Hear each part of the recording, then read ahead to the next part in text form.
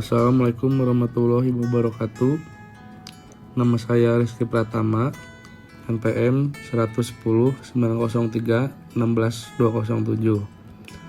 Kali ini saya akan mempresentasikan mengenai kondisi politik, ekonomi, sosial, dan budaya, serta hubungan negara Swedia dengan Indonesia. Swedia adalah sebuah negara yang terletak di benua Eropa bagian utara. Swedia yang secara astronomis berada di antara 55 derajat sampai 70 derajat lintang utara dan 11 derajat sampai 25 derajat bujur timur ini berbatasan dengan Norwegia di sebelah barat dan Finlandia di sebelah timur lautnya.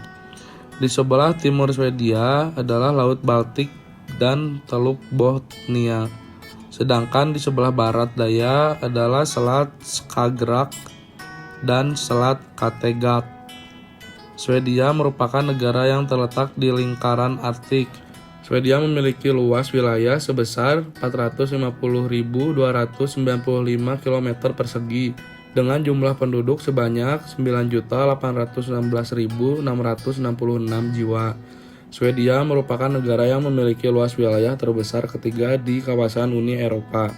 Ibu kota Swedia terletak di Stockholm. Selanjutnya yaitu sistem politik negara Swedia. Sistem pemerintahan yang dianut oleh Swedia adalah sistem pemerintahan monarki konstitusional parlementer, yaitu sistem pemerintahan yang kepala negaranya adalah seorang raja, sedangkan kepala pemerintahannya adalah Perdana Menteri. Saat ini Swedia memiliki seorang kepala negara bernama Carl Gustaf Fogh Hubertus. Walau memiliki raja dalam negara, raja tidak mempunyai kuasa penuh dalam memimpin pemerintahan. Kekuasaan raja hanya sebatas fungsi representatif dan seremonial, yaitu seperti kunjungan kenegaraan di luar negeri dan menerima tamu negara ke Swedia, membuka sesi tahunan parlemen, ketua pertemuan Dewan Luar Negeri, dan menerima serta mendatangani surat kepercayaan dubes asing di Swedia ataupun untuk dubes Swedia buat negara lain. Kepala pemerintahan Swedia adalah Perdana Menteri. Perdana Menteri Swedia saat ini yaitu Stefan Löfven. Dalam menjalankan tugas-tugasnya, ia akan didampingi oleh seorang wakil Perdana Menteri. Perdana Menteri secara konstitusional bertanggung jawab kepada parlemen, namun tak dapat dipecat oleh parlemen. Di bidang perekonomian, Swedia merupakan negara maju yang memiliki pendapatan per kapita yang tinggi, yaitu sekitar 51.300 US dollar. Sedangkan pendapatan domestik bruto PDB adalah sebesar 521 miliar US dollar.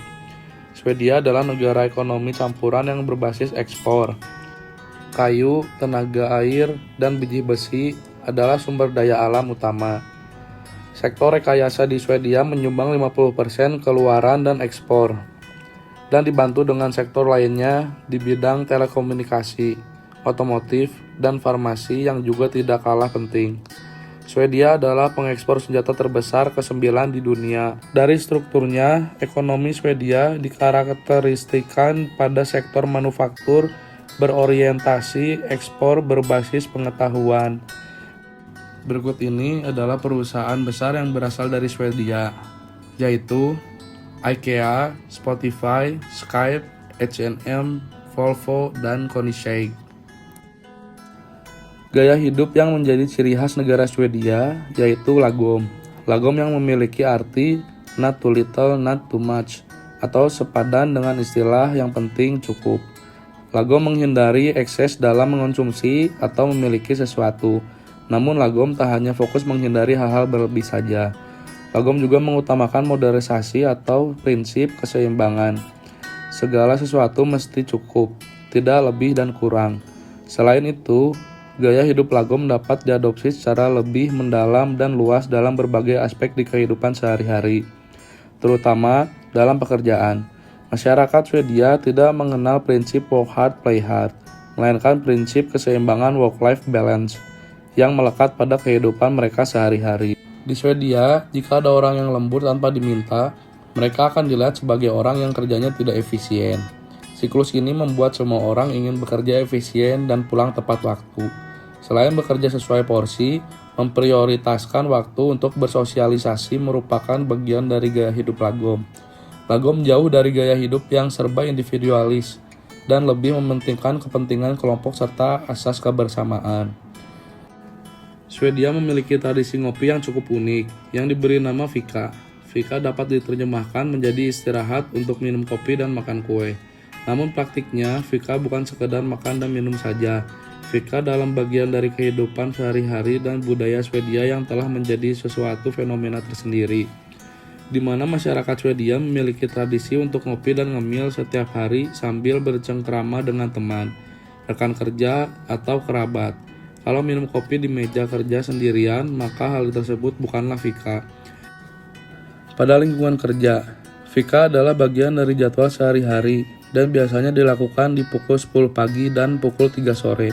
Di waktu fika, mereka tidak hanya dapat menyegarkan pikiran, namun juga mempererat hubungan antara karyawan.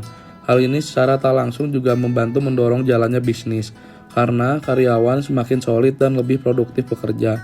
Penelitian menunjukkan bahwa bertambahnya waktu fika dapat meningkatkan kesejahteraannya karyawan, mengurangi resiko stres dan sakit pada karyawan. Hubungan kerjasama Swedia dengan Indonesia, khususnya di Jawa Barat, yaitu di pertengahan tahun 2019, Swedia dan Provinsi Jawa Barat di Indonesia mulai menjajaki kerjasama. Swedia menginginkan peningkatan hubungan Swedia dan Indonesia. Sektor yang menjadi perhatian Swedia adalah transportasi, pengembangan SDM, sumber energi baru dan terbarukan, serta pelistrikan. Ridwan Kamil mempunyai tekad untuk menjadikan Jawa Barat sebagai salah satu provinsi terdepan untuk pengembangan teknologi dan industri. Swedia adalah mitra yang dipercaya dan mengharap agar investasi langsung juga memenuhi harapan Indonesia. Fokus kerjasama Jawa Barat dan Swedia yaitu dalam bidang alih teknologi serta memperdayakan masyarakat setempat.